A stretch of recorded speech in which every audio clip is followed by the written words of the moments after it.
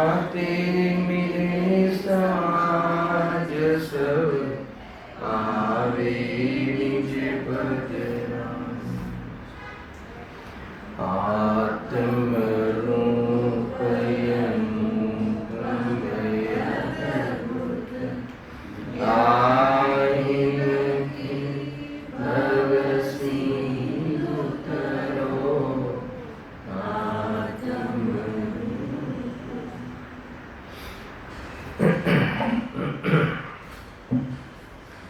श्री मोक्षमार्ग प्रकाशक ग्रंथ से सातमाधिकार पर આપણે સ્વાધ્યાય કરી રહ્યા છીએ। નિશ્ચયાવાસી મિથ્યા દૃષ્ટિનું સ્વરૂપ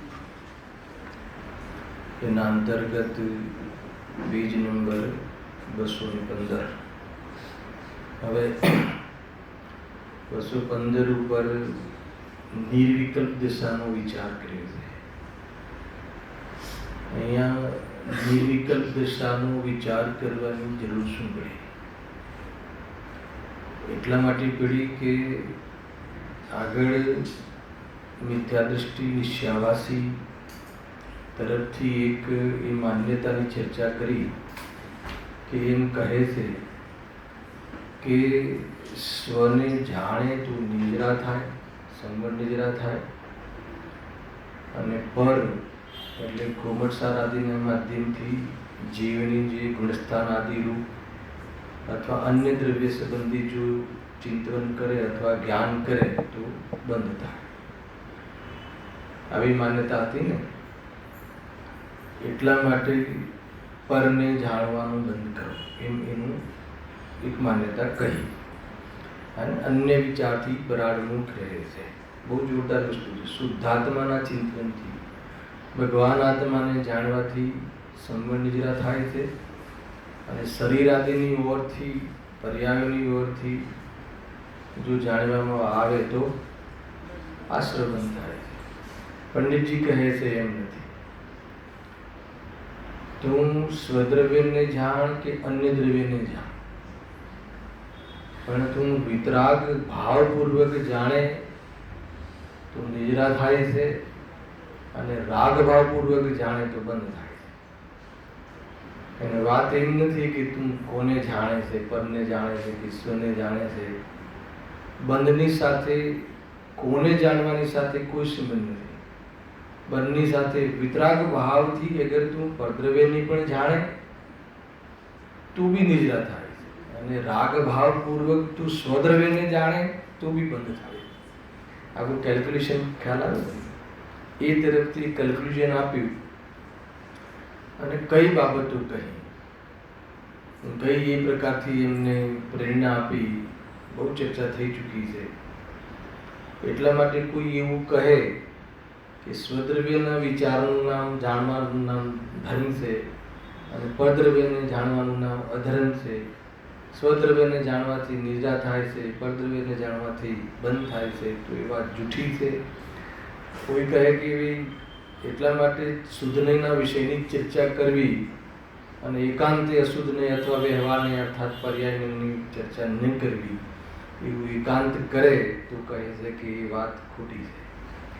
ટૂંકમાં શુદ્ધનયના વિષય પ્રત્યે રાગ અને પર્યાય સંબંધી દ્વેષ એ તો અનુભવની વિરુદ્ધ વાત છે। આ શુદ્ધનયના વિષયનો પ્રત્યે રાગ અને પર્યાય તરફ દ્વેષ, અરે પર્યાયના લક્ષને છોડવાના નામે પર્યાયનો દ્વેષ કરે અને શુદ્ધાત્માના લક્ષના નામે શુદ્ધાત્માના વિષય પર રાગ કરે તો એ અનુભવની દિશામાં જ નથી। આવું થઈ ગયું ને કે ભાઈ પર્યાયની દૃષ્ટિ હટાવી છે, વાત સાચી છે, પણ પર્યાયનું લક્ષ્ય હટાવવામાં પર્યાયથી દ્વેષની વાત નથી, જેમ છે એમ જાણવાની વાત છે। બહુ ખુલાસા આગળ આવશે। આ રીતે આપણને કેટલીક વાતો, કેટલાક અહીંયા પ્રમેય ગયા વ્યાખ્યાનમાં અહીંયા સુધી વાત થઈ હતી। તો જ્યારે કન્ક્લુઝન એ આવ્યું કે કોઈ બી ને જાણે, કેટલા બી પદાર્થોને જાણે, અન્ય દ્રવ્યને જાણે કે શરીરને જાણે કે શુદ્ધાત્માને જાણે, એમાં કોઈ શરત નથી। અને બંધન માટે તો એક જ શરત છે કે રાગ ભાવથી જાણે તો બંધન છે. તો તરત જ આને પ્રશ્ન કર્યો, જો એમ છે, તમે તો એમ કહો છો કોઈ બી ને જાણે બંધનની કોઈ પ્રોબ્લેમ જ નથી, બરાબર છે? જો એમ છે તો નિર્વિકલ્પ અનુભવ દશામાં નય પ્રમાણ નિક્ષેપાદિનો વા દર્શન જ્ઞાનાદિના પણ વિકલ્પોનો નિષેધ કર્યો છે, તેનું શું કારણ? એને અરે જીનાગમમાં આ નિશ્યાવાસીની ઓરથી પ્રશ્ન મૂક્યો છે કે તમે તો કોઈ બી ને જાણે તો બી ચાલે એમ કહો છો, પણ જીનાગમમાં તો કહે છે કે જે આત્માનું સ્વરૂપ બતાવવા વાળા અને નય નિક્ષેપ આદિ પ્રમાણ આદિ એના વિકલ્પો પણ જ્યાં સુધી રહે ત્યાં સુધી અહીંયા કહે ને, અને દર્શન જ્ઞાન આદિના અરે આત્માના ભેદરૂપી પણ વિકલ્પ રહે હે ને, તો પણ એને નિર્વિકલ્પ દશાને પ્રાપ્ત થવાતું નથી, અથવા એ વિકલ્પનો પણ ત્યાં નિષેધ કર્યો છે, એનું શું કારણ છે? પ્રશ્ન ખ્યાલમાં આવ્યો ને? અને આ થઈ ગયેલો છે પહેલો પેરેગ્રાફ. બીજો પેરેગ્રાફ આપણે વાંચ્યો છે, અનુસંધાન માટે પૂરું વાંચી લઈશું. પરંતુ આમાં એક વાત એ સમજમાં આવે છે, આ થઈ ગયેલી છે, આપણે 9મો શ્લોક લીધો હતો, 13મી ગાથા લીધી હતી ગઈ વખતે આના માટે, ત્યાંથી ક્યાં કઈ રીતે વાત કરી છે, બધી ચર્ચા થઈ ચૂકી છે. એટલે આપણે મૌલિક રીતે આનો ઉત્તર થઈ ચૂક્યો છે. પંડિતજીએ શું ઉત્તર આપ્યો છે એ પણ આપણે એકવાર વાંચી લઈએ. જુઓ, જે જીવ એ જ વિકલ્પોમાં લાગી રહે છે, નયોના નય નિક્ષેપ આદિના, શુદ્ધ નયથી જોવામાં આવે તો આત્મા શુદ્ધ છે, વ્યવહાર નયથી જોવામાં આવે તો આત્મા અશુદ્ધ છે. મને એટલું બતાવો કે આ જે નય છે, નય કોને હોય છે? જ્ઞાનીઓને હોય, બરાબર છે? અચ્છા, નયના માધ્યમથી અર્થાત તો એ અપેક્ષાઓથી, શુદ્ધ નય વ્યવહાર નયની અપેક્ષાઓથી સમજવાની પ્રવૃત્તિ કોને કોને હોય છે? અજ્ઞાનીને હોય છે અને જ્ઞાનીને પણ આગળ હોય છે. આપણે વાંચી લીધું કે આત્મદ્રષ્ટિ પ્રાપ્ત થઈ ગઈ તો હવે એને નય નિક્ષેપથી સમજવાની ગરજ નથી, પરંતુ આગળ ચારિત્રની પૂર્ણતા કરવા અર્થે ફરીથી નય નિક્ષેપ આદિથી એને આત્મા સંબંધી વિચાર કરવો જરૂરી છે. જો આત્માનું નય પ્રમાણથી આત્માનું સ્વરૂપ સમજે તો જ એને શુદ્ધનયના વિષયની પ્રધાનતા, દ્રષ્ટિના વિષયની પ્રધાનતા સંભવે છે. નહીં તો એ કાંઈનું કાંઈ દ્રષ્ટિના નામે ઉદ્ભવમાં કાંઈનું કાંઈ ઉદ્ભવ, વિકલ્પનો ઉદ્ભવ કરશે, અહંકારને ઉદ્ભવ કરશે, ચર્ચાને ઉદ્ભવ કરશે, એકાંત કરશે અને આત્માનું અહિત કરશે. આખું ખ્યાલ આવે ને કેવી રીતે વાત અહીંયા કરવામાં આવી રહી છે. તો મારે બતાવવું છે કે જે નય નિક્ષેપનો જે વિરોધ કર્યો છે, નિષેધ કર્યો છે, જ્ઞાનીઓએ કર્યો છે, એમ કહે છે, શાસ્ત્રમાં કર્યો છે, તો કે નય નિક્ષેપનો નિષેધ કર્યો છે એનો અર્થ જુદો છે. નય નિક્ષેપના વિકલ્પનો નિષેધ કર્યો છે, નયનો નિષેધ નથી કર્યો. અરે ખરેખર જોવામાં આવે તો સ્વાનુભૂતિ થતા જ્ઞાન, શુદ્ધ જ્ઞાન, પ્રમાણ જ્ઞાન, જ્ઞાન પ્રમાણ થાય છે અને જ્ઞાનીઓને એક જ સમયમાં શુદ્ધોપયોગમાં બેને પ્રગટ થઈ જાય છે. ગુરુદેવશ્રીની આ ભાષા હે ને. વ્યવહાર નહીં ક્યારે પ્રગટ થાય છે હે ને, અર્થાત તો રાગ અને જ્ઞાનનું ભેદ જ્ઞાન પ્રગટ ક્યારે થાય છે? ખ્યાલ આવ્યો છે? શુદ્ધોપયોગના કાળમાં જ્ઞાન અને રાગનો ભેદ દેખાય છે. સૌપ્રથમ અનાદિ મિથ્યા દૃષ્ટિને રાગ જુદા અને જ્ઞાન જુદા એ પૂર્વમાં નય પ્રમાણ દ્વારા ઘણું સ્પષ્ટ કરે છે, પરંતુ સાચા નય અથવા એને નય ખરેખર કોને પ્રગટ થાય છે? તો કે જ્યારે નય પ્રમાણથી વસ્તુનું સ્વરૂપ સ્પષ્ટ કરી શુદ્ધાત્માની દૃષ્ટિ થતાં ઉપયોગ ક્ષણ પર લીન થાય છે, તો એના જ્ઞાનમાં બે વિભાગ જે છે એને પ્રત્યક્ષ અનુભવાય છે.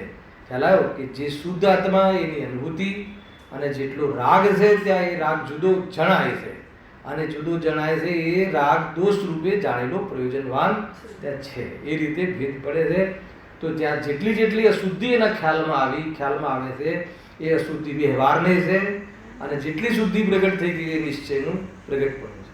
આ રીતે બેને એક સાથે પ્રગટ થાય છે. એટલે ખરેખર નય તો જ્ઞાનીની હોય છે. તો અહીંયા પછી જે પ્રશ્ન કરવામાં આવ્યો છે કે અનુભવ દશામાં, નિર્વિકલ્પ દશામાં નય પ્રમાણોનો જે નિષેધ કર્યો છે, તો એ તો નયના માધ્યમથી જે પૂર્વમાં વિકલ્પાત્મક નય જે છે, નયનો આધાર લઈને આ શાસ્ત્ર આશ્રિત જે નય છે એની ઓરથી જે કથનો દ્વારા અથવા વિકલ્પો દ્વારા હે ને. વિકલ્પ આશ્રિત જે જ્ઞાન છે કે ભાઈ શુદ્ધ નહીંથી જોવામાં આવે તો આત્મા ખરેખર શુદ્ધ છે, અને એ જ વખતે પર્યાય નહીંથી જોવામાં આવે અને સંયોગની ઓરથી જોવામાં આવે, સંયોગી ભાવની ઓરથી જોવામાં આવે તો અશુદ્ધતા પણ છે. તો કે આ રીતે વિકલ્પોથી શુદ્ધ નહીંથી અશુદ્ધ નહીંથી કસરત કર્યા કરે છે, હે ને, અને એમાં જ ફસાયા રાખે છે અથવા વિકલ્પોમાં સંતુષ્ટ થઈ જાય. ફસાવાનો અર્થ શું છે કે મને બરાબર ખબર પડે છે, બતાવો આત્મા કેવી રીતે શુદ્ધ છે, હું હાલ બતાવી દઉં. તો કે એ રીતે એ ખાલી જાણકારીમાં અથવા નયોની ઓરથી એને જે જ્ઞાન સ્પષ્ટ થયું છે એ એટલા માત્રથી એ સંતુષ્ટ થઈ જાય છે અને ભેદજ્ઞાન રૂપી સ્વરૂપનું ભેદજ્ઞાન રૂપી આત્માનો અનુભવ કરતો નથી. જો એ લખ્યું છે બતાવો, જે જીવ એ જ વિકલ્પોમાં લાગી રહે છે, જો એની શરૂઆત એ જ વિકલ્પોમાં લાગી રહે છે અને અભેદરૂપ એક પોતાના આત્માને અનુભવતા નથી, હે ને. અરે ભેદ જ્ઞાન કર્યા પછી જ્યારે એમ જાણ્યું કે આ ઘર મારું નથી, આ ઘર મારું છે, પછી શું કરવાનું? જાણી લીધું ને આ ઘર મારું નથી ને આ ઘર મારું છે, જાણી લીધું નહીં, પછી પોતાના ઘરમાં પ્રવેશ કરવાનો કે નહીં એ વાત આપણે જાણી લીધું. યદ્યપિ આવું જાણવું અને જાણીને પ્રતીતિ થવી એનું નામ જ પ્રવેશ છે. માત્ર જાણવાનું નામ પ્રવેશ નથી. જાણવું, જાણવામાં જેમાં પ્રતીતિ આવી અને એકલી પ્રતીતિ સાથે નહીં, પ્રતીતિની સાથે આંશિક આનંદ આવવો, નિરાકુલનો સ્વાદ લઈ અને નિર્ણય કરવો અથવા એક પાકો નિર્ણય થવો, સમ્યક નિર્ણય થવો કે આજ હું છું, એનું નામ ખરેખર પ્રવેશ છે.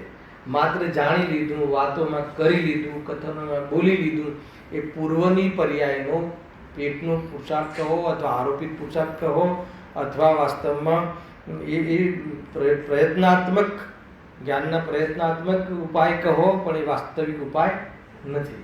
અમે એનો નિષેધ કરીએ છીએ. નયો દ્વારા કે નહીંથી આ નહીંથી શુદ્ધ છે, તો નયના આશ્રયથી તું શુદ્ધ અનુભવ કરે, પણ તું હું શુદ્ધ છું, સ્વભાવના આશ્રયથી શુદ્ધ છું એમ અનુભવ ક્યારે કરીશ? એ નય તારો સ્વભાવ બતાવે અને નય વાસ્તવમાં જણાવે છે. શુદ્ધ નહીંથી આત્મા શુદ્ધ છે, તો શુદ્ધ નહીં આત્માને કઈ રીતે શુદ્ધ છે એ બતાવે છે. પરંતુ તું કહે કે શુદ્ધ નહીંથી આત્મા શુદ્ધ છે એમ કથન કરી લીધું એટલે આત્મા શુદ્ધ આત્મા આવી ગયું એમ નથી. એટલી વાત છે. જો જે જીવ એ જ વિકલ્પોમાં લાગી રહે છે અને અભેદરૂપ એક પોતાના આત્માને અનુભવતા નથી, તેમને એવો ઉપદેશ આપ્યો છે કે સર્વ વિકલ્પો વસ્તુનો નિશ્ચય કરવા માટે કારણ છે. ખ્યાલ આવે છે? આ લીટીથી તો બહુ હોવા થઈ જાય. શું કહે છે? હે ને, વસ્તુનો નિશ્ચય, નિશ્ચય કહો, અનુભવ કહો, હે ને, પ્રતીતિ કહો, માત્ર જ્ઞાનમાં નિશ્ચયની વાત નથી. તો એ વસ્તુનો નિશ્ચય કરવા માટે કોણ કારણ છે? શું લખ્યું પ્રભુભાઈ તમારા સર? વિકલ્પ. નિર્વિકલ્પનું કારણ વિકલ્પ. તો કે આ વ્યવહારનું કથન છે. એટલે કયા વિકલ્પ? તો કે નયરૂપ, નયના આધારે, અને નય પ્રમાણ તો ખરેખર તો જ્ઞાનની પર્યાય છે. પ્રમાણ જ્ઞાન એ સમ્યક જ્ઞાન છે અને પ્રમાણ જ્ઞાનમાં જે અંશભેદ પડે છે એ નય જ્ઞાન છે. તો એ કોઈ જ્ઞાનની પર્યાય છે, પણ એ પદાર્થને જાણવા માટે એ નય જ્ઞાન ઉપયોગી છે. પણ નય જ્ઞાન પ્રગટ થતું નથી ત્યાં સુધી આગમ આશ્રિત નહીં, કથન રૂપથી નયોના કથનના માધ્યમથી પોતાના શુદ્ધ જ્ઞાનમાં, વિચાર જ્ઞાનમાં વસ્તુનું સ્વરૂપ સ્પષ્ટ કરવામાં આવે છે. અને સ્પષ્ટ થયા પછી શું સ્પષ્ટ થયું? પૂરું સ્વરૂપ. કેવી રીતે દ્રવ્ય ગુણ પર્યાય છે, આત્મામાં પર્યાય કેવી રીતે છે, ગુણ કેવી રીતે છે, દ્રવ્ય કેવી રીતે છે, સામાન્ય કેવી રીતે છે, વિશેષ કેવી રીતે છે, ત્રૈકાલી ટકવાવાળી અપરિણામી દ્રવ્ય સ્વભાવ કેવી રીતે છે અને પરિણામી સ્વભાવ કેવી રીતે છે, બધું જ સમજ્યા પછી એને જે જાણે બધું, પરંતુ જે પોતાનો ત્રિકાલ સ્વભાવ છે એને હું છું એમ જાણે, હું છું એ પ્રકારે અનુભવે, એનું નામ વાસ્તવિક સમ્યક જ્ઞાન છે. આખો ખ્યાલ આવ્યો? તો આને બે ભૂલ કરી, કાં તો પેલું વિકલ્પ સમજી અને નયોમાં ગયો જ નહીં કે આપણે તો નયોમાં ઉલઝવું જ નહીં, કેમ કે જ્યારે નયાતિક્રાંત થવું છે તો પછી નયોમાં ઉલઝવાની જરૂર શું છે? તો કહે છે કે નય પ્રમાણ અધિગમ જ, નય પ્રમાણ વગર સમ્યક દર્શનનો વિશેષ સ્પષ્ટ થાય નહીં, અને વિશેષ સ્પષ્ટ થાય નહીં તો દ્રષ્ટિના વિષયની પ્રમુખતા આવે નહીં. આ ગેરંટી છે. એ કહે છે, કોઈ કહે કે આ નયોના ચક્કરમાં પડવું નહીં, આપણે તો સ્વભાવથી આત્મા શુદ્ધ છે. આ મત સ્વભાવથી આત્મા શુદ્ધ છે એ શું અપેક્ષા આવી કે ના આવી? અરે સ્વભાવથી આત્મા શુદ્ધ છે એ શુદ્ધ નહીં ની વાત છે. કઈ અપેક્ષા શુદ્ધ છે? કે સ્વભાવની અપેક્ષા એ. તો કે આવું કથન કોણ કરે છે કે શુદ્ધ? તો તમે જ્યાં કથન કર્યું, જ્યાં વિકલ્પ કર્યો ત્યાં નય વગર સંભવ જ નથી. ભલે એમાં આ કયા નહીંથી કહું છું એમ બોલવામાં ના આવે, પણ આ કયા નહીંથી કહે છે એમ સમજવામાં આવે. લોકમાં બી સમ્યક તમે તમારા દીકરા દીકરીને એમ કહો મમ્મી નહીં બોલાવો, બરાબર છે. હવે દીકરો એ સમજી નથી રહેતો કે આ કયા નહીંથી કહે છે, આ તો કોની મમ્મીને બોલાવવાનું કહે છે. મમ્મીને બોલાવે એટલે મારી પત્નીને બોલાવે એમ, પણ એ ખરેખર ખ્યાલ આવે ને એની ઓળથી એની મમ્મી છે, હે ને. તો એ અપેક્ષા જોવામાં આવે તો એ દીકરાની અપેક્ષા એ મમ્મી છે, અને મારી અપેક્ષા જોવામાં આવે તો એ પત્ની છે. બતાવો કે એ સ્ત્રી છે, પત્ની છે કે મમ્મી છે. હજી ચોથું જોડ્યું નથી. અરે એ બતાવો કે ખરેખર ભગવાન આત્મા છે. તો કેટલા ધર્મ છે એના. ધર્મ એટલે ધારણ કરેલી અવસ્થાઓ છે. તો હર અવસ્થાથી એને જાણવાની પદ્ધતિ છે. અને જ્યારે એને મમ્મી તરીકે પણ બોલાવવાનું કહેવામાં આવે છે તો દીકરો સમજી જાય છે કે મારી અપેક્ષા જે મમ્મી છે એને બોલાવવાની છે. હવે કયા નહીંથી એ બધું બોલ્યા વગર નહીં, જાણ્યા વગર નહીં, નામ આપ્યા વગર બધી ક્રિયાઓ ચાલે છે કે નથી ચાલતી. કોઈ એમ કહે છે કે ભાઈ વ્યવહાર નહીંથી જે લોટનો ડબ્બો છે એ લાવો બેટા, એમ કહો છો તમે બહુને, બેટા વ્યવહાર નહીંથી લોટનો ડબ્બો છે. અરે લોટનો ડબ્બો લાવો એટલે એને ખ્યાલ છે કે સ્ટીલના ડબ્બામાં જેના સંયોગમાં લોટ છે એ ડબ્બાને લાવવાનો છે. તો એને વ્યવહાર બી જાણ્યો, અને વ્યવહાર જાણ્યો ત્યારે કહેવાય કે એને વ્યવહારથી પરમાર્થ પકડમાં આવ્યો, એટલે એને લોટનો ડબ્બો અથવા લોટ પ્રાપ્ત થયો. આખી મેથડ આ રીતે છે, હે ને. એ સમજવું જરૂરી છે. એટલે જ્ઞાન નય દ્વારા વસ્તુ સ્વરૂપની સ્પષ્ટતા થાય છે. કોઈ એમ કહે કે આપણે તો નયોના ચક્કરમાં પડવું જ નહીં. એને ઘણી વાર કહું છું, ઘણી વાર કહી ચૂક્યો છું કે આપણે કપડાં ધોઈએ છીએ, નયમાં આપ્યું છે નય ચક્રમાં, તો એમાં જે સાબુ નાખીએ છીએ એ સાબુને પછી ધોઈએ છીએ કે નથી ધોતા? બોલો એ સુકાઈ ગયેલા કપડા પર સાબુનો કોઈ ડાઘ રહી જાય તો એ કપડું શુદ્ધ કહેવાય કે અશુદ્ધ કહેવાય? ખ્યાલ આવે કે નહીં? અચ્છા, સાબુ એ કપડાને શુદ્ધ કરવા માટે નાખવામાં આવે છે કે અશુદ્ધ કરવા માટે નાખવામાં? હવે બહુ ભારે છે. હવે કે સાબુ નાખવામાં આવે છે અને રહી જાય સાબુ કપડા ઉપર તો કપડાને અશુદ્ધ કહેવાય, એને બરાબર નથી ધોવાયું એમ કહેવાય. અને વાસ્તવમાં સાબુ શુદ્ધ કરવા માટે નાખવામાં આવે છે, પણ નાખવામાં આવ્યા પછી એને ધોવામાં પણ આવે. એટલે નયના વિકલ્પો દ્વારા વસ્તુ સ્વરૂપને સમજવામાં બી આવે છે, પણ નયના વિકલ્પો જ્યાં સુધી રહે ત્યાં સુધી શુદ્ધતા, સ્થિરતા, શાંતિ, નિર્વિકલ્પતા પ્રાપ્ત થતી નથી. એટલે આને એમ કહ્યું કે નય જ નથી રહેતા. અરે નય તો એને જ હોય, રહેતા નથી વાત છોડી દેતું. અજ્ઞાનીને તો આગમ આશ્રિત નય હોય છે, અને જ્ઞાનીને આત્મા આશ્રિત નય પ્રગટ થાય છે. કેમ કે એને સમ્યક જ્ઞાન પ્રગટ થાય છે, અને સમ્યક જ્ઞાનના અંશ પ્રગટ થાય છે. એટલે જ્ઞાની એમ કહે કે મતલબ કે આ મારું ઘર છે તો બી એની વાત સાચી છે, અને અજ્ઞાની એમ કહે કે આ પૂતગલનું ઘર છે તો એની વાત ખોટી છે. આવે છે કે નહીં? શું ગજબ છે કે શું માને છે એના આધાર પર છે. પેલો આ મારું કહે છે તો એમ સમજે છે, અચ્છા મારું કહે છે નોટ શું? વ્યવહારથી મારું માને તો વિચારે, પરમાર્થથી મારું માને તો કેન્સલ, તો ગયો જ્ઞાની નહીં. અચ્છા, મારું માને છે એનો ખબર છે, મારું કહે છે વ્યવહારથી મારું માને છે એનો અર્થ એ કે હજુ આને આટલો રાગ ઊભો છે, ઘરનો રાગ ઊભો છે, એને જીતવાનો છે એમ જાણે છે. અને ઓલો તો બિચારો સાચું કહે છે, શરીર તો પૂતગલ છે, ઘર તો પૂતગલનું પ્રતિબિંબ છે, અને હું એનાથી જુદો છું, એ મારામાં એનો ત્રણેય કાળે અભાવ છે. આવું સરસ કહે છે, સરસ મીઠું મીઠું સમ્યક બોલે છે, હે ને. તો કહે છે તું બી તમે એને અજ્ઞાની કહો છો, તો કહે છે કે એ બોલે છે માનતું નથી. એક બરાબર છે, પ્લસ શું માને છે તો કે મેં સરસ કહ્યું એમ માને છે, એટલે વાણીનું કરતા બને છે, હે ને. અર્થાત તો હું બહુ જાણું છું તો ઉઘાડનું જ્ઞાનના ઉઘાડનું કરતા બને છે, જ્ઞાન સામાન્યનું એ કરતા બનતું નથી. ગજબની વસ્તુ છે ભાઈ, હે ને. આ રીતે જોવાનું. જો જ્યાં વેદોથી જોયો ને ત્યાં સંસાર ચાલુ થઈ ગયો.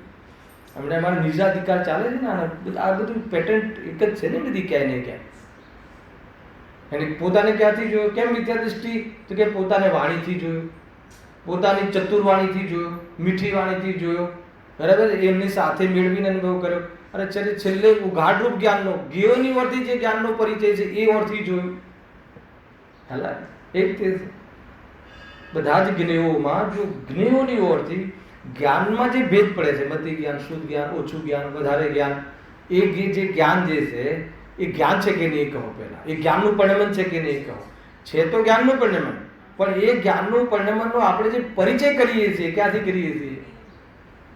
કે આ બહુ જ્ઞેયોને જાણે છે, આ ઓછા જ્ઞેયોને જાણે છે, આ સર્વજ્ઞેયોને જાણે છે. તો બસ એ જ્ઞાનમાં જ્ઞેયોની ઓરથી હું ખૂબ જાણું છું, હું શુદ્ધના વિષયને જાણું છું, આ લોકો પર્યાયના વિષયને જ જાણે છે. તો પોતાને વિષયની ઓરથી જ્ઞાનનો પરિચય, પોતાનો પરિચય કર્યો. મતલબ તો એનો અર્થ કે એને રાગ દ્વેષ છે. શુદ્ધના વિષયને જાણવા વાળા પ્રત્યે રાગ છે અને પર્યાયની ઓરથી જાણવા વાળા જીવો પ્રત્યે દ્વેષ છે. તો એ રાગ દ્વેષથી રહિત ના થયો. હેલો, આખી દેશમાં પીડીમાં આવે છે. તો એને શું કર્યું? તો કે ભાઈ નહીં, આમાં અમારું જ્ઞાન શુદ્ધને જાણવા વાળું જ્ઞાન છે. તો કહે છે કે તું એ રીતે ભેદ કરીશ તો કે તને પક્ષપાત થશે. તો શું કરવું?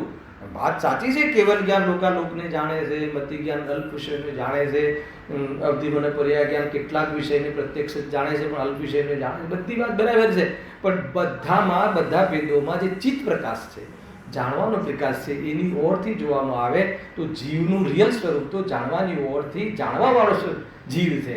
અગર ત્યાંથી જોવામાં આવે તો શું થાય? તો કોઈ ભેદભાવ જ ના રહે, તો કોઈ ઝઘડા જ ના રહે.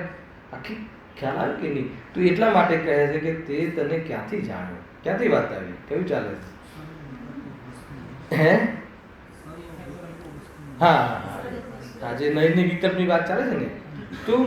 તો એ કહે છે કે નિષેધ શાનો કર્યો છે? કાં તો તું નયના દ્વારા તું જે સમજે છે,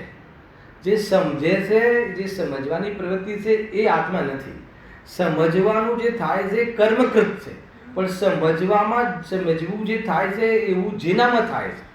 તમને એમ લાગશે સમજવું તો જ્ઞાનનું છે ને, તો કે સમજવું બી કર્મના આધીન છે, સૌક્ષમના નિમિત્તે થાય છે. તમને ઓછું સમજાય છે, એમને વધારે સમજાય છે, કોઈને ઓર ઓછું સમજાય છે. પણ આને ઓછું સમજાય છે કે આને વધારે સમજાય છે એવું જેમાં જાણવું જેમાં થાય છે ત્યાં સુધી આત્મા છે. ઓછું સમજાય છે, વધારે સમજાય છે, એમાં કોઈ પુરુષાર્થ નથી. અચ્છા, ઓછું સમજાય છે અને વધારે સમજાય છે, પુરુષાર્થ એમાં કરવાનો છે? અચ્છા, તો આગળથી તો છેકથી પહેલાં તો મંદિરમાં અમે આવીએ છીએ, તો તમે મંદિરમાં આવે એમાં આપણને એવું લાગે કે પુરુષાર્થ કરે. અરે એ તો વાસ્તવમાં કશાયની મનતાના નિમિત્તે પ્રવૃત્તિ થઈ છે, એમાં કોઈ પુરુષાર્થ નથી.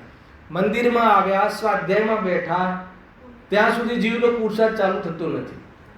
એ બધી બહારની કર્મકૃત અવસ્થાઓ થાય છે, બધી. બરાબર છે?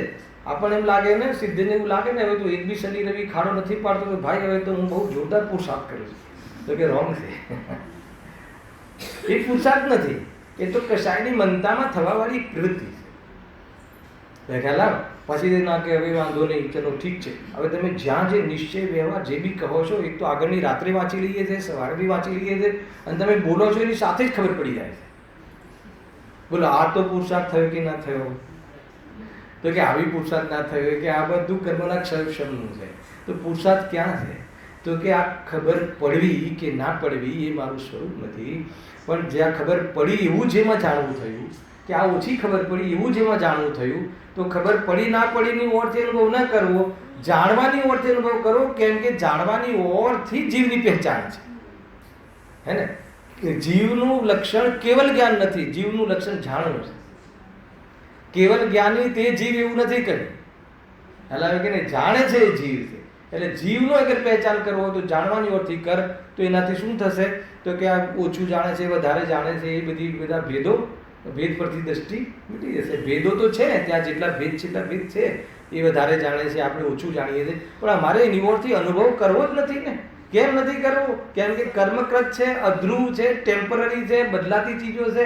પણ હર સમય જે જાણવું થાય છે એ મારું સ્વરૂપ છે. ત્યાંથી આત્માને પકડવાનું છે, ત્યાંથી એ સ્વરૂપને જોવાનું છે. ખેર બહુ ઊંચી વાત છે. આ તો વિકલ્પ આવી ગયો અહીંયા. જો જે જીવ એ જ વિકલ્પોમાં લાગેલું રહે છે, કયા? નયોના. અને અભેદ્રુપ એક પોતાના આત્માને અનુભવતું નથી, તેમને એવો ઉપદેશ આપવામાં આપ્યો છે કે સર્વ વિકલ્પો, કયા સર્વ એટલે? નય પ્રમાણ નિક્ષિત. હે, દુકાન મકાનના નહીં. સર્વ વિકલ્પ કારણ નથી બનતા. નિમિત્ત કારણ, કોઈ દુકાનના વિકલ્પ નિમિત્ત કારણ નથી બનતા. આગળ કહું પ્રફુલભાઈ, દાન દેવાના વિકલ્પ બી નિમિત્ત કારણ નથી બનતા. ભગવાનની પ્રતિષ્ઠા કરવાના વિકલ્પ બી આત્મદૃષ્ટિમાં નિમિત્ત કારણ નથી બનતા. સમ્યક દર્શનમાં નિમિત્ત કારણ પણ કયા વિકલ્પો બને છે? પાંચ લબ્ધિ કહી પૂર્વમાં. એ પાંચ લબ્ધિ પૂર્વક આત્માના વિકલ્પ, જો હું કોણ છું એવું તમારી જિજ્ઞાસા જાગી તો સમજી લો કે પાત્રતા જાગી. હું કોણ છું એવી જાણવાની જિજ્ઞાસા જાગી, ખરેખર હું ચૈતન્ય સ્વરૂપ છું કે નહીં એવી, ભલે તમે એની વિસ્મયતાની ઓળથી બી તમારી જાણવાની જિજ્ઞાસા જાગી તો સમજી લો કે એનું સમાધાન છે જૈન શાસ્ત્રમાં. પણ મને તો બધી ખબર છે, અમને તો શું જ નહીં આવડે છે, હેલાવે કે નહીં. તો કહે છે કે પાત્રતામાં પણ નથી આવતો એ જીવ. શુદ્ધની વાત તો દૂર છોડી દે, પાત્રતામાં પણ એ જીવને નથી લીધો અહીંયા. હે ને, થોડુંક આમ તકલીફ પડી રહી ચંદ્રકાંતભાઈ, હેલાવે કે નહીં. હવે કોઈ આપણી કોઈ માન્યતાને ઠેસ લાગતી હોય તો હું શું કરું? આપણી કોઈ માન્યતા લઈને બેઠા હોઈએ આવી, એને ઠેસ પહોંચતી હોઈ શકે, અને મને તો એવું લાગે છે કે ઠેસ પહોંચવી બી જોઈએ, ખરેખર ખોટું લાગવું બી જોઈએ. હેલાવ્યું કે નહીં, ખોટું જ નથી લાગતું આ જીવને. તમારે જે કહેવું હોય કહેવો, અમે તો જ્ઞાતા દ્રષ્ટા આત્મરામ એ નથી થવાતું. જ્ઞાતા દ્રષ્ટા આત્મરામ તું એ જે મહાન ધર્મનો એ રીતે તું મજાક નહીં કર. આપણે તો વિતરાગ ભાવથી બધું જોઈએ છે. લોકોના આવા કથનો મળે છે, આમ બેઠા હોય ને બહુ મજાક કરી નાખે. આપણે વિતરાગ ભાવથી જોઈએ છે. અરે વિતરાગ ભાવથી જોવાની પરિસ્થિતિ કોને કહેવાય કોને ના કહેવાય, હે ને. અરે તું કમસે કમ એમ તો કર કે ભાઈ બહુ રાગ થઈ જાય છે, તું એટલું તો નક્કી કર કે બહુ કસાયો થાય છે, હે ને. સાંભળવા પછી બી કસાયો મળતી નથી. એનો અર્થ એ કે મારે હજુ આમાં મારે તત્વચિંતન વધારવું પડશે, અને તત્વચિંતન કરી અને મારે અંદરનો આગો પુરુષાર્થ કરવો પડશે. તું એ લેવલ પર આવે તો પાત્ર જઈશ. પણ એ તો વાત જ થઈ ગઈ કે નહીં, મારે તો રાગ છે જ નહીં, આત્મામાં રાગ છે જ નહીં, કહ્યું છે ને શાસ્ત્રમાં. એટલે હવે રાગની વાત નહીં કરવાની, આ ભાવ કરવાની વાત નહીં કરવાની, ઓછું ખાવાની વધારે ખાવાની આ ન ખાવાની વાત જ નહીં કરવાની. અમે જેમ કરીએ તેમ કરવા દે. એટલે આ એક દૃષ્ટિ એ થઈ ગઈ સ્વભાવની ઓરથી જે નિષેધ કરે છે. અહીંયા આવે જ્ઞાનની ઓરથી પરને જાણવાનો જે નિષેધ કરે છે એની ઓરથી પંડિતજી એના આભાસની ખબર લઈ રહ્યા છે. કોની ખબર લઈ રહ્યા છે? આભાસની, એના દોષની, જીવની ખબર નથી લઈ રહ્યા. તો સારી વાત છે ને, આપણા દોષની કોઈ ખબર લે તો એ આપણા માટે ઉપકારી એ જ છે. હેલા આપણા દોષની કોઈ ખબર લે, આપણો મિત્ર કેવો. આપણા દોષને પંપાડે અને એ દોષને આપણને જણાવે જ નહીં અને ગુણ તરીકે બતાવે તો સમજી લેજો કે તમારા હિતમાં નિમિત્ત નહીં કરી શકે ક્યારે બી, હે ને. મતલબ કે આ જે વાસ્તવમાં ગાદી છે ને, એ ગાદી જે ગુણ દોષોને, હે ને, પૃથક ગુણ દોષોને બતાવવા માટે જ આ ગણધરની ગાદી હોય છે. અને એમાં કોઈના દોષોને છુપાવવા, અરે એ ઉપગુણની વાત એ છે કે એના દોષોની એડવર્ટાઇઝમેન્ટ ના કરવી. એનો અર્થ એવું નથી કે એના દોષોની પોષણ કરવું, એમ નથી. કેટલી વાતો છે, જીવ ક્યાંથી ને ક્યાંથી આવડા કથનો લાવીને પોતાની જે બી હોય ને જે માન્યતાઓ આપણી સામે મૂકી દે, ખોટું પોષણ કરે છે. સર્વ વિકલ્પો વસ્તુનો નિશ્ચય કરવા માટે કારણ છે, બરાબર. ત્યાં સુધી આ નિમિત્ત પ્રધાન કથન છે. પૂર્વમાં તમારે આ લાગશે. હવે જો વસ્તુનો નિશ્ચય થતા, શું કહ્યું? નિશ્ચય થતા એનું કાંઈ પ્રયોજન રહેતું નથી. કોનું? હવે તમે શોર્ટકટમાં કહી દો ને કે નય પ્રમાણનું, તો વાંધો નથી, પણ સમજવાનું શું? નય પ્રમાણના વિકલ્પો અથવા નય પ્રમાણના વિકલ્પોનું ઓર ખુલાસો કરીએ તો હવે નય વિકલ્પ દ્વારા ભણવાનું કોઈ પ્રયોજન રહેતું નથી, એમ અહીંયા કહે છે. માટે એ વિકલ્પોને પણ છોડી તમને સમજાઈ ગયું કે હું ખરેખર શુદ્ધ છું અને પર્યાય અપેક્ષાએ જ અશુદ્ધ છું, એ મારું સ્વરૂપ નથી, એમ સમજાઈ ગયું. પછી શું કરવાનું? પછી એ વિકલ્પોને છોડીને અભેદરૂપ એક આત્માનો અનુભવ કરવો. ખ્યાલ આવ્યો? અહીંયા કહે છે કે આત્માને જાણવાથી સંવર થાય છે એમ નહીં, અને પરને જાણવાથી બંધ થાય છે એમ નહીં, પણ આત્માના અનુભવથી સંવર થાય છે. બાકી જાણવું એ અનુભવ નથી.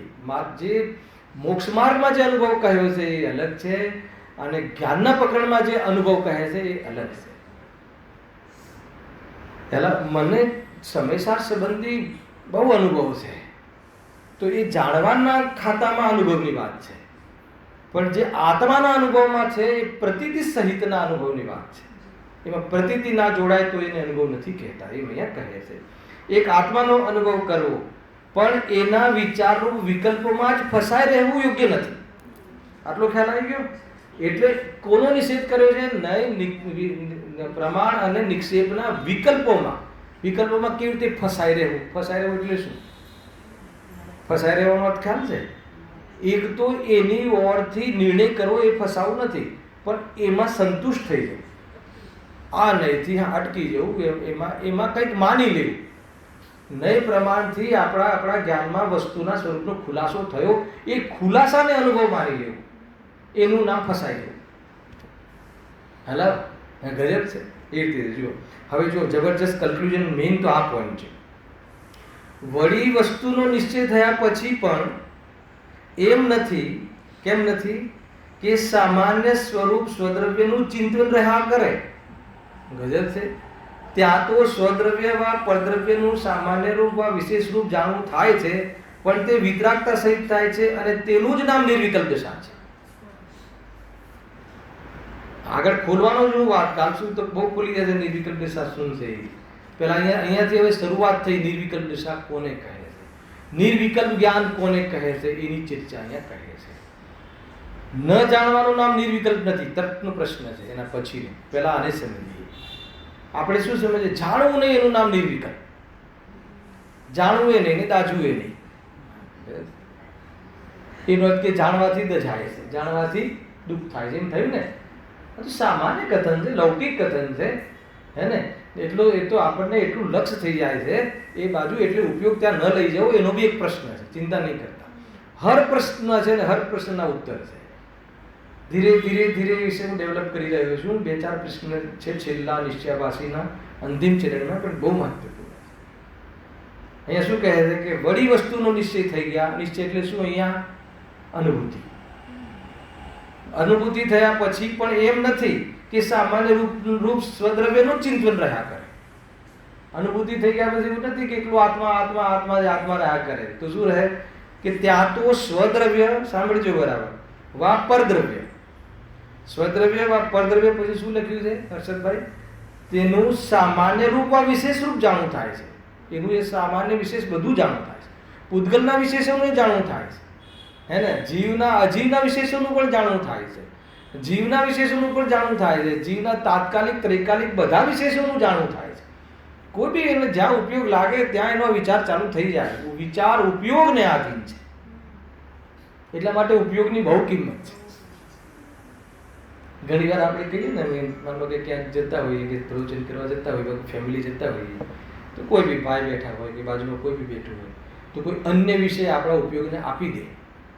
અન્ય વિષય ખ્યાલમાં કોઈ બી વિષય, માનો મેચનો વિષય આપી દે, કે રાજકારણ રાજનીતિ ચાલી રહી છે એનો વિષય આપી દે, કે કોઈ ગ્રહસ્થ જીવનના કોઈ મેટર વેપાર આદિનો બી જ્ઞાનમાં આપણા ઉપયોગમાં એ વિષય આવી ગયો. હવે હવે હવે શું થશે? બરબાદી થશે. કેમ કે વિચાર જે છે ને, વિચાર જ્ઞાનનું ડેવલપમેન્ટ છે ને, એ ઉપયોગને આધીન છે. ઉપયોગમાં તમે જે વિષય આપ્યો એની અર્થ વિચાર તમારા ચાલુ થઈ જશે. એટલે ઘણીવાર ઉપગુહનમાં આ છે કે એને એના દોષને બહુ મુખ્ય કરીને નહીં બતાવ, પછી એ પોતાને હીન સમજી લે છે.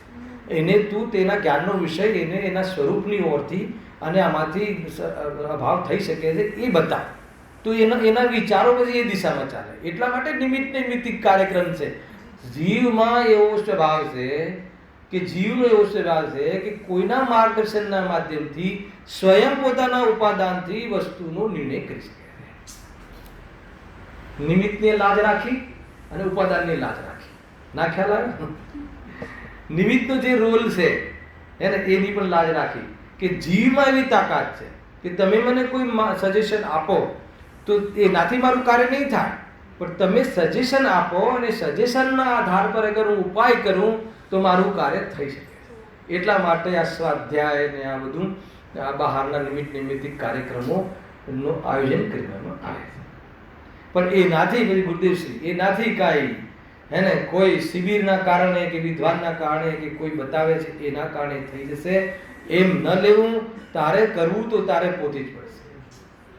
એ તો પાયાની વાત તો પહેલા છે, પછી બધી વાત છે. હલાવ્યું કે નહીં એમ લેજો. શું કહે છે કે ત્યાં સ્વદ્રવ્યમાં પરદ્રવ્યનું સામાન્ય તથા વિશેષ રૂપ જાણવું થાય છે. મસ્ત લીટી છે, પણ તે વિતરાગતા સહિત થાય છે. એટલે વિતરાગતા સહિત જાણવું એનું નામ નિર્વિકલ્પ જ્ઞાન, અને રાગાદિ સહિત જાણવું એનું નામ વિકલ્પ, સંસાર. ખ્યાલ આવે કે નહીં? આટલું તો ખ્યાલ આવે. આપણું જાણવું કેવી રીતે થાય છે? જાણવું તો આપણે થાય છે, પરંતુ આપણે કોઈ બી પદાર્થને તમે શું કામ જાણો છો? તમે માનો કે ટીવીની કોઈ ચેનલને જાણવા માટે શું કામ બેસો છો? બસ જાણવાનો સ્વભાવ છે એટલે જાણવા માટે બેઠા છો. બતાવો. પહેલાં હું જ્યાંથી પૂછું છું શું કરીએ, અમારું જાણવાનો સ્વભાવ છે એટલે જાણવા માટે બેઠા છીએ. અને તું જાણવા માટે શું કામ બેઠો છે? કે મારે એમાં જાણવું છે. શું જાણવું છે? કે બજેટમાં શું શું આવે. એટલે એ શું થઈ ગયું? રાગ સહિત જાણવું છે. તો કે રાગ સહિત જે જાણવું થાય છે એનો નિષેધ છે, જાણવાનો નિષેધ નથી.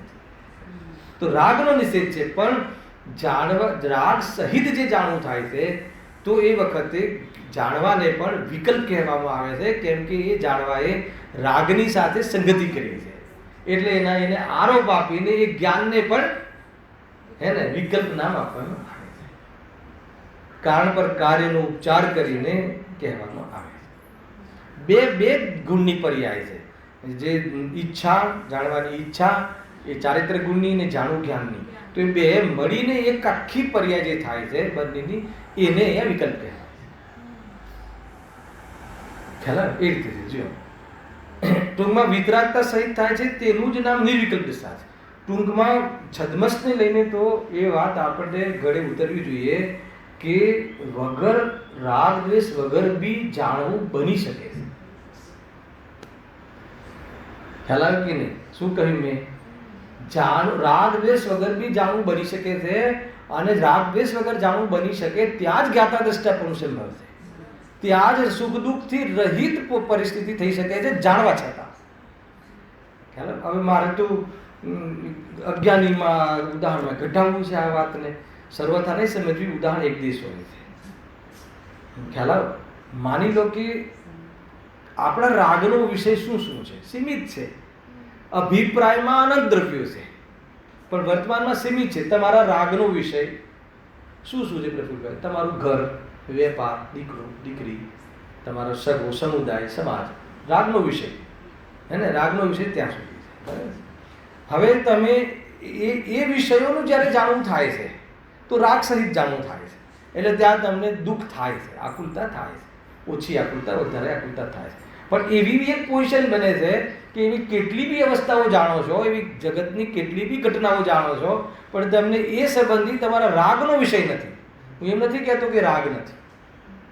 રાગ તો એકત્વપૂર્વક રાગનો અભાવ તો જ્ઞાનીને જ હોય છે.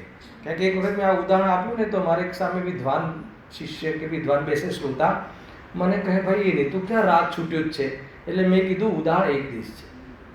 માનો કે તમને કોઈ પદાર્થો સંબંધી હવે રાગ નથી, સામેનું ઘર પડી ગયું વરસાદમાં, બરાબર છે, તો પહેલા તમે બતાવો કે તમારા જ્ઞાનમાં જાણવામાં આવી શકે કે ના આવી શકે? અચ્છા, જાણવામાં આવ્યું કે ના આવ્યું? પહેલા આવ્યું. જાણવામાં આવ્યું તો પછી તમને એમાં દુઃખ થશે કે નહીં થાય? કેમ નહીં થાય? કેમ કે એ પદાર્થ પર તમારે રાગ નથી, એકત્વ નથી. એટલે દુઃખનું કારણ શું થયું? તો કે તમે એને કઈ રીતે જાણ્યું? તમે એને વિતરાગ ભાવે જાણ્યું. કેમ વિતરાગ ભાવે જાણ્યું? કે તમારે ત્યાં રાગ નથી. તો શું આપણે એટલા વિતરાગી છીએ? તો કે ના, એ ઉદાહરણ એક દેશ છે હે ને? એ તો આપણે એ વખતે સંબંધી એ રાગનો વિષય નથી. ખરેખર તો પદાર્થનો રાગ હોતો જ નથી.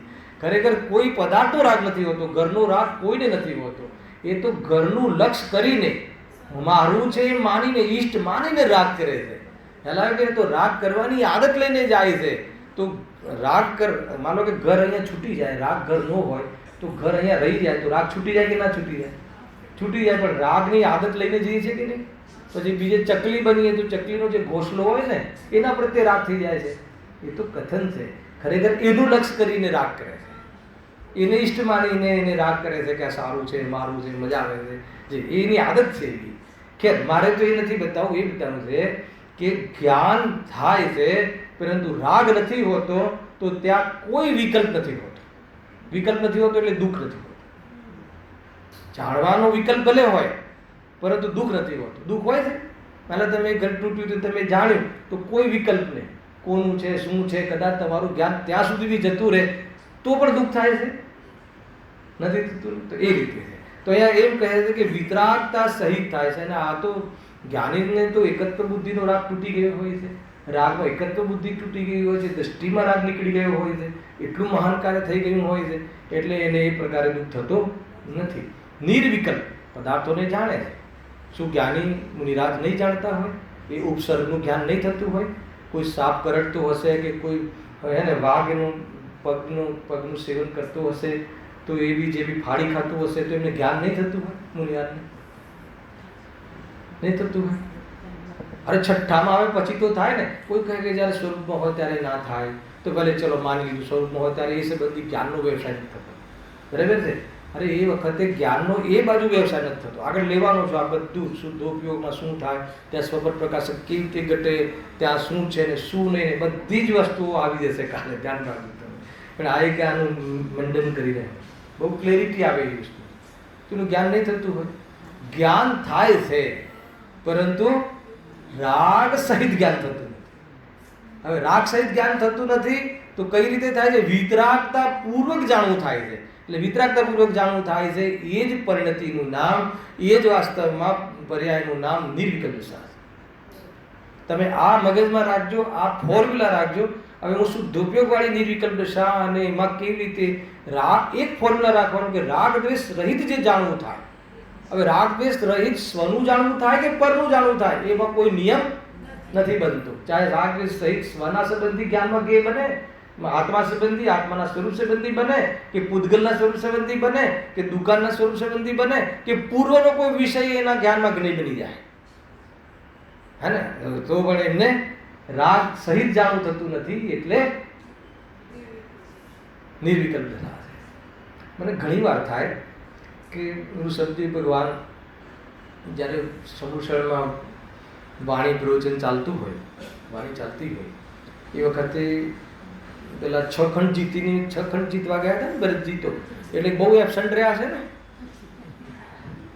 6 ખંડ જીતવા ગયા એટલે એબસન્ટ રહ્યા હોય ને. અચ્છા 6 ખંડ જીતીને આપણે પછી તો વાણી સાંભળવા ગયા છે ને, તો આમ ઋષભજીને થયું હશે ને, હા ભરત આવી ગયો, એવું થતું હશે કે નહીં થતું? મને આવા તો વિચારો આવે કે નહીં મારો પોતો આવી ગયો, એમ થતું હશે કે નહીં થતું હોય? અને પછી વળી પાછા 2 દિવસ ના આવે તો કે ના આવ્યા. મને તો થાય પ્રફુલભાઈ આવ્યા થયા છે, પછી નેક્સ્ટ રવિવારે સોનગઢ ગયા હશે, ચાલુ પ્રવચનમાં થઈ જાય, નથી દેખાતા આજે સોનગઢ ગયા છે. એટલે તો મેં પ્રફુલભાઈને જાણ્યા કે ના જાણ્યા? જાણ્યા ને, તો જાણ્યા એટલે બંધ થયો? તો કે નહીં, રાગ સહિત જાણ્યા એટલે બંધ થયો. ખ્યાલ આગળ ખ્યાલ આવે કે નહીં? આવી ગયા, આજે તો આવ્યા, બહુ સારું કહેવાય. પછી બીજા દિવસે નહીં આવ્યા તો ખબર નહીં ક્યાં ગયા હશે, દ્વેષ ચાલતી, આવતા જ નથી, કે ખબર પડતી જ નથી, મુમુક્ષુ નામ ધરાવે નહીં, આવતા જ નથી, રેગ્યુલર છે, બધું ચાલુ છે, ચાલુ થઈ. અચ્છા શાના કારણે? અચ્છા મેં જાણ્યું જ ના હોત તો પ્રફુલભાઈ આવ્યા છે કે નથી આવ્યા? અરે એ તારી તાકાતની વાત નથી, એ રેગ્યુલર લેશું આપણે, એ જાણવું તો થશે, પણ એ જાણવાના કારણે તું જાણવાનું બંધ કરીને રાગને બંધ કરવાનો ઉપાય નહીં કરતો, કે રાગ આત્માના આશ્રય, જ્ઞાન સ્વભાવના આશ્રય રાગનો અભાવ કરે. તો કહે છે કે તને બધું જાણવા છતાં તદપી નિજાનંદ રસ લીન. આ પ્રેક્ટિસ એને અહીંયા અભ્યાસ થાય છે ત્યારે કેવલ જ્ઞાનમાં ત્યારે લીન રહી શકે છે. બધું જાણવા છતાં જ્ઞાનના આનંદમાં રહે છે. કેમ? કે જાણવાથી દુઃખનો કોઈ સંબંધ નથી. ખરેખર ન દુઃખનો સંબંધ છે કે ન સુખનો સંબંધ છે. કેમ કે ત્યાં બધું જાણે છે પણ વિતરાગ ભાવે જાણે છે એટલે સુખી છે. અને રાગ ભાવે તું ખાલી સુધનેના વિષયને પણ જાણ તો બી તને આકુલતા થશે. ટૂંકીમાં આવે થોડું થોડું. આજે સ્થાપના થઈ રહી છે વિષય નહીં, વિષય તો આગળ બહુ ખુલશે. આ ગજબની વસ્તુ નહીં, બહુ જબરજસ્ત લોજિકલ વાતો છે. જો હવે જ્યારે એમ કહી દીધું, ઉપરમાં શું કીધું કે અરે આત્માની અનુભૂતિ થઈ જાય પછી તો એવો નિયમ નથી કે સ્વદ્રવ્યનું ચિંતન રહે, સ્વદ્રવ્યનું પણ રહે, પરદ્રવ્યનું પણ રહે અને એના સામાન્ય વિશેષનું પણ રહે. હે ને? તત્વ કેટલા? 7. જીવ અજીવ 2 દ્રવ્યરૂપ અને બાકીના 5 તેમના વિશેષ. હવે દ્રવ્ય આશ્રવ, દ્રવ્ય બંધ, દ્રવ્ય સંપર્ક, દ્રવ્ય નિદ્રા, દ્રવ્ય મોક્ષ એ કોના વિશેષ છે? અજીવના વિશેષ છે, પૂતગલના વિશેષ. હવે આપણે એના વિશે શું કામ જાણવું? હવે તો આપણે જે આત્મા જણાઈ ગયું છે તો એ નહીં જાણતા હોય, હે ને? કર્મકાંડ લખવા બેઠા હશે મુનિરાજ તો એ સંબંધી વિચારો નહીં ચાલતા હોય, પણ એવો ભેદ કરતા હશે કે નહીં નહીં આપણે તો કર્ણાનુયોગનો વિષય તો શું કામમાં આવે, તો કર્મને જ બતાવે છે, શુદ્ધિને બતાવે, આપણે તો દ્રવ્યાનુયોગના વિષયને જાણવું જોઈએ. એને નહીં તો કુંકુમદેવ નંબર 1 થઈ જશે અને હું નંબર 2 થઈ જઈશ, એવું થાય. મને આ ગોમણસાર જીવકાંડ આદિ જે આચાર્યો લખ્યા છે, જે મહામુનિરાજ ભાવલિંગી સંતોએ લખ્યા છે, તો જ્યારે આપણા વચ્ચે આ બધા ભેદભાવ કરીએ છીએ ને આપણે લોકો, તો મને વિચાર આવે કે મુનિરાજને એવું થાય ખરું કે હું ગોમણસાર લખું છું તો લોકો મને 2nd નંબરના મુનિરાજ માનશે અને આચાર્ય કુંકુમદેવ તો શુદ્ધાત્માની વાત કરે છે. અરે કોઈ બી જ્ઞેય બને એને મુનિરાજની એમને એટલી જ વિતરાગતા છે, એટલા જ પૂજ્ય છે, કેમ કે એ કયા વિષયને જ્ઞેય બનાવે છે એનાથી પૂજ્ય નથી. એને વિતરાગ ભાવ છે, રાગ ભાવથી આ જ્ઞેયોને નથી જાણતા, એટલા માટે પૂજ્ય છે. આખી આનો કન્સેપ્ટ ખ્યાલ આવે છે કે નહીં? આમાંથી ઘણી બધી બીમારી નીકળી શકે છે, દિમાગની બીમારી અને બહુ મોટી બીમારી ચાલે છે, કેમ કે આ તો એવો જીવ છે કે શાસ્ત્ર વાંચીને અટકી ગયો છે. તકલીફ એ છે હલાવ કે જેને શાસ્ત્રમાં આવ્યો નથી એ તો અટક્યો છે, સમજમાં આવે છે, પણ આ તો બધું જ એને શુદ્ધ નહીં ને શુદ્ધ નહીંની વાત ખ્યાલ છે, પણ એને એકાંત કરી લીધું છે. એને ખ્યાલ નથી આવ્યો કે આ કઈ વસ્તુ કેવી રીતે સમજવી જોઈએ, અને એટલા માટે એ કરે છે. અને જે અપેક્ષાઓથી એની સ્યાદવાદથી એનો સંશય દૂર કરવાની પદ્ધતિ કહી તો એ સ્યાદવાદ અનેકાંતમય સમજવા તૈયાર થતો નથી કે આપણે તો આત્મા જ સમજવો, સ્યાદવાદ અનેકાંત શું કામ સમજવું છે? તો કે સ્યાદવાદ ને અનેકાંત વગર તને આત્માની સ્પષ્ટતા નહીં થાય. કેમ કે તું પોતાને સર્વથા શુદ્ધ માને અને હર સમય તું દુઃખી થાય છે, એટલે તને છેલ્લે એમ થશે કે યાર શુદ્ધાત્માની વાત તો બહુ કરી છે પણ દુઃખ તો મળતું જ નથી. અને આ ચાલે છે. જો મુમુક્ષુઓમાં મને મોટા ભાગના પ્રશ્નો આવે છે જયેશભાઈ કે આટલું બધું ગુરુદેવશ્રી વખતથી અને શુદ્ધનયની જેટલી મતલબ કે પરમમાં પરમ વાત આવી જવી જોઈએ, લાસ્ટમાં લાસ્ટ વાત એ વાત આવી ગઈ ગુરુદેવના શ્રીમુખથી આવી કે ના આવી, પરંતુ ભાઈ સમ્યક દર્શન તો થયું નથી. સમ્યક દર્શન થતું નથી એને થયું નથી એનો કે કંઈ સુખ તો થયું નહીં. તો કહે છે કે તે જ્ઞાનીની જે અપેક્ષાઓ હતી જ્યાં જેથી કહેવાની એની ઓરથી અભ્યાસ ન કર્યો અને એકાંત કરી લીધું, એટલે સરવાળે તું ક્લેશને પ્રાપ્ત થયો. ક્લેશને પ્રાપ્ત થયો, એવું નહીં શાંતિને પ્રાપ્ત થયો. એવું છે બહુ કઠિન કામ. જો સામાન્ય કથન તો દેવશાસ્ત્રી ગુરુ છે ને એકમાત્ર વિતરાગતામાં સમ્યક દર્શનના નિમિત્ત કહ્યા છે હે ને. પરંતુ ધવલામાં એમ કહ્યું છે કે જીનવાણી જેવી મહાન વિદ્યા એ પણ કોઈ જીવના ભવમાં હેતુ બને છે. ધવલામાં લખ્યું તો એક ભાઈ મને કહે કે ના ના એમ હોય જ નહીં. સાંભળજો હું તમને, એમ હોય જ નહીં. જીનવાણી હે ને કોઈના અહિતમાં અથવા તો મિથ્યાત્વમાં નિમિત્ત કેવી રીતે બને? એનો અર્થ એ થઈ ગયો કે તને નિમિત્ત કરતા છે એવો અંદરમાં ટેસ્ટ છે. જીનવાણી ન સમ્યક દર્શન કરાવે છે કે ન મિથ્યા દર્શન કરાવે છે, પણ એ જીનવાણીનો આધાર લઈ કોઈ મિથ્યાત્વનું પોષણ કરે છે અથવા એ જીનવાણીનો આધાર લઈ અને કોઈ સમ્યકને પામી જાય. આખો ખ્યાલ આવે કે નહીં? એનું નામ નિમિત્ત અકિંચિત કરે છે. નિમિત્તની અનિવાર્યતા અને નિમિત્તની અકિંચિત કરતા આ બંનેની સ્પષ્ટતા નહીં હોય તો એ ઉપાદાન પર દ્રષ્ટિ નહીં કરી શકે. ના ખ્યાલ આવે? સવાલ જ નથી 3 કાળમાં એનું નહીં સાચો હોય માનવામાં જ ના આવે. સૌથી પહેલા ગુરુદેવશ્રી જ્યારે બી નિમિત્તની વાત આવે તો કે તારે જેની પાસે શીખવું છે ને એ નિમિત્તનું જ્ઞાન તને યથાર્થ હોવું જોઈએ. નિમિત્તનું સાચું જ્ઞાન ના હોય હે ને તો કહે એટલે મારે કોની પાસે શીખવું છે, કોની વાત માનવી એનો નિર્ણય તને ના હોય તો તું કેવી રીતે કામ કરીશ? હાલાવે કે કેવી રીતે? અને ઉપાદાનમાં ઉપાદેય બુદ્ધિ ના હોય તો એનું નિમિત્તનું જ્ઞાન સાચું તણકાળમાં હલાવે કે નહીં. એ નિમિત્તમાં જ ઉપાદાન તરીકે નિમિત્તને ઉપાદાન કારણ તરીકે માને અને ઉપાદાનની તો ખબર જ નથી. આવી દશા છે જીવોની.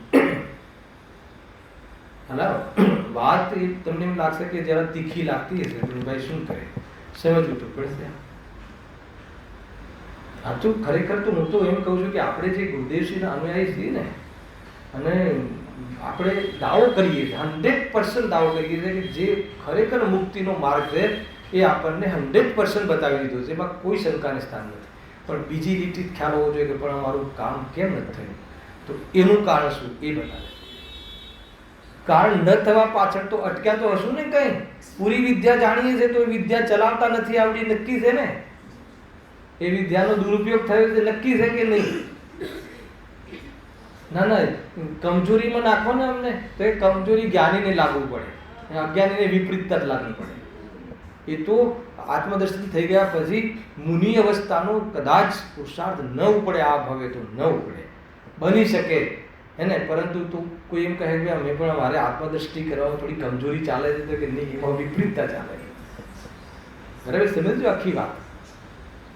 જો આગળ જ્યારે આ વાત કરી અહીંયા પંડિતજીએ કે બહુ બધા દ્રવ્યોનું જાણું થઈ શકે છે, પણ છતાં બી નિર્વિકલ્પ દશા ઘોષણા કરી દીધી કે કેમ નિર્વિકલ્પ દશા? વિતરાગ ભાવ સહિત જાણે છે એટલે એને નિર્વિકલ્પ દશા કહીએ છીએ. હવે તમે નિર્વિકલ્પ ત્યારે જ થઈ શકો કે રાગ ના હોય, બધું જ જાણો, બધી આખી દુનિયાને જાણો. માન લો કે તમારે માન લો કે સેન્સેક્સ તમારે જે બી આવતું હોય, હવે તમે જાણો, તમે રિલાયન્સના ભાવ સાફ થઈ ગયા એકદમ નીચે એવી જાણો, બરાબર છે, પણ તમારે દુઃખ ક્યારે ના થાય? કેમ કે રિલાયન્સની સ્ક્રિપ્ટ પ્રત્યે તમને રાગ ના હોય. રાગ ક્યારે ના હોય? આપણી પાસે ના હોય. ધરાવે કે નહીં? અને ના હોય એમ નહીં, આપણે નામ તરફનો આપણે કોઈ લક્ષ કર્યું જ ના હોય કે મારે લેવાના છે કે લઈ લીધા. માન લો કે લેવાના બાકી હોય અને ભાવ વધી જાય તો દુઃખ ચાલુ થઈ જાય. હલાવે કે નહીં? વેચવાના રહી જાય તો ભાવ ઘટી જાય તો દુઃખ થઈ જાય. તો દુઃખ ભાવના જાણવાથી થયું કે રાગથી? સીધી વસ્તુ છે ને, એમાં કઈ બહુ સમજાવવાની જરૂર નથી. પણ જીવ તો એ નથી સમજતો કે નહીં ન જાણવાથી થાય છે, જાણવાથી જ ઝંઝટ થાય છે. જો ત્યાં તો ઘણા વિકલ્પ થયા. હવે તમે કહો છો કે તું સ્વદ્રવ્યને જાણે ને પરદ્રવ્યને જાણે ને એના વિશેષોને જાણે, એવું કઈ નિયમ નથી બનતો કે જ્યારે આત્માનુભૂતિ થઈ જાય પછી ખાલી આત્મા આત્મા આત્મા અને આત્માને જ જાણતો હોય, એવું નથી હોતું. હવે જો દરેકને જાણે, કઈ બી ને જાણે. એ કેમ કે હવે કેમ જાણે, શું જાણે, એની ચર્ચા હું કાલે કરીશ. ટૂંકમાં એના જ્ઞાનનો વિષય કાંઈ પણ બને. એને એવું નથી કે ખાલી એવી શરત નથી મૂકી કે ખાલી એ આત્માને જ જાણે, પરને ન જાણે. અનુભૂતિમાં એવી શરત છે જ નહીં. એને જેમ કહે કે અનુભૂતિમાં તો ખાલી સ્વનું જ જ્ઞાન હોય છે, પરનું જ્ઞાન થતું નથી, એવી કોઈ માન્યતા હોય તો એને પંડિતજીનો આ સંકેત સમજી લેવો જોઈએ કે અનુભૂતિમાં ખાલી સ્વનું જ જ્ઞાન થાય છે, પરનું જ્ઞાન મટી જાય છે એમ નથી. એમાં પરનું પણ જ્ઞાન થાય છે. તો અનુભૂતિ કોને કહે છે? તો અનુભૂતિ એટલે આનંદ. તો આનંદ તો બધાને જાણે છતાં રાગ દ્વેષ નથી, એટલે અનુભૂતિ છે. એટલે અનુભૂતિ એટલે આનંદ. અનુભૂતિનું ફળ આનંદ છે. તો અનુભૂતિ કઈ ન જાણીને એમ નહીં, લખેલું છે. જો ત્યાં તો ઘણા વિકલ્પ થયા, તો પછી નિર્વિકલ્પ દશા કેવી રીતે સંભળે છે? બહુ વિકલ્પ થાય ને પછી તો અહીંયા શું કહે છે સાંભળજો. એટલે એનું કહેવું એવું છે ને કે પછી આટલા બધા વિષયોને જાણે તો કેટલા બધા વિકલ્પો રહે, તો પછી નિર્વિકલ્પ કેવી રીતે થાય? આપણે તો એક આત્માને જાણીએ. વાત તો ત્યાંથી ઉભી થઈ જાય, બસ એક આત્માને જાણવું જોઈએ, બીજું કશું ના જાણવું જોઈએ. ત્યાંથી સ્ટાર્ટ થયું છે. પહેલી લીટી જોઈ લેજો આની. હલાવ તો કહે છે કે એમ નથી. સ્વપન પ્રકાશક સ્વભાવનું ઉલ્લંઘન કરીને તું આત્માનુભૂતિ નહીં કરી શકે. હે ને? એ બધી વાતો આવાવાળી છે. જો જબરજસ્ત એક સિદ્ધાંત કથન કહે છે કે ત્યાં તો ઘણા વિકલ્પ થયા. એને કહ્યું ને બહુ ચિંતન હોય, ઘણા વિષયોનું ચિંતન હોય, ઘણા વિચારો ચાલે, વિચારોમાં કેટલા વિષયો જ્ઞેય બને. તો અહીંયા કહે છે કે પછી નિર્વિકલ્પ કેવી રીતે થવાય? પંડિતજી કહે છે કે નિર્વિચાર થવાનું નામ નિર્વિકલ્પ નથી. હેલા આપણે વિચારોથી ડરી જઈએ. અરે મને આ વિચારો આવ્યા. અચ્છા મને બતાવજો કયા વિચારો આવે? ગોદાથી કોણસી વિચાર આવે? આજે તો બહુ ખરાબ વિચારો આવ્યા. તો વિચારોનું દુઃખ છે કે ખરાબ વિચારોનું દુઃખ છે? તો ખરાબ જે છે, ખરાબ નામનું જે કાર્ય છે, ખરાબ, અશુભ, પાપના વિચાર. તો પાપ એ ચારિત્ર ગુણની પર્યાય છે અને વિચાર પ્યોર જ્ઞાનની પર્યાય છે. હેલો, તો એ કહે છે કે વિચાર ન લાવવા, વિચાર ન ચાલવા. વિચાર એટલે કે માનો કે જ્ઞાન જ, કોઈ પદાર્થનો વિચાર જ ન કરવો, જાણવું જ નહીં, એનું નામ નિર્વિકલ્પ દશા. ખાલી આજે હું વસ્તુને સ્થાપના કરી દઉં છું. કાલે આ પ્રશ્નને જબરદસ્ત ખોલીશું. એના પછીની બહુ ચર્ચા કો 130 નંબરનો કળશ આપ્યો સમૃદ્ધિકારનો.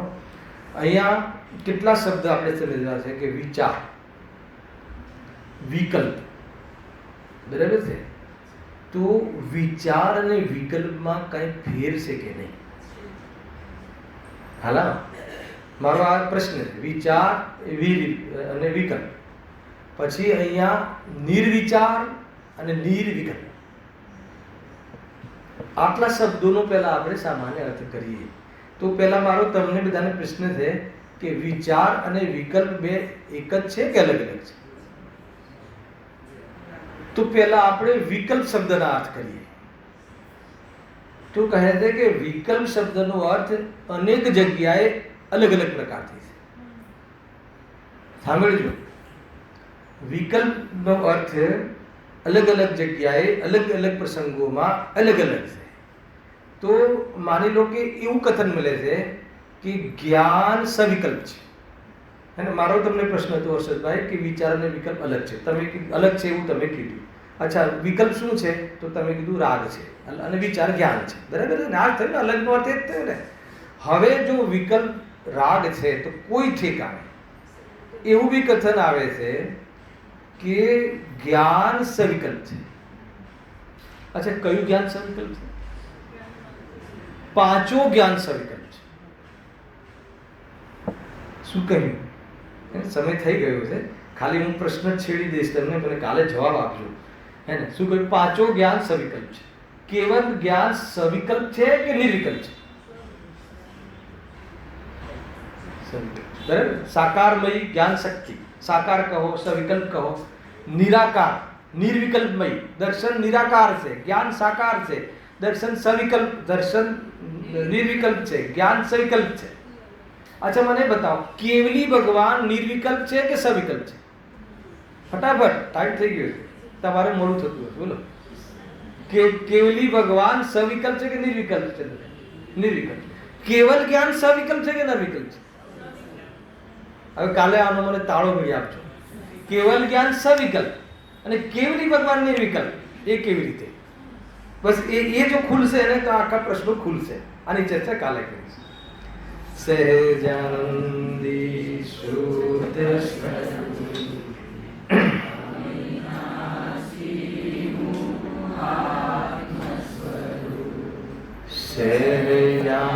સહજાનંદી શુદ્ધ સ્વરૂપ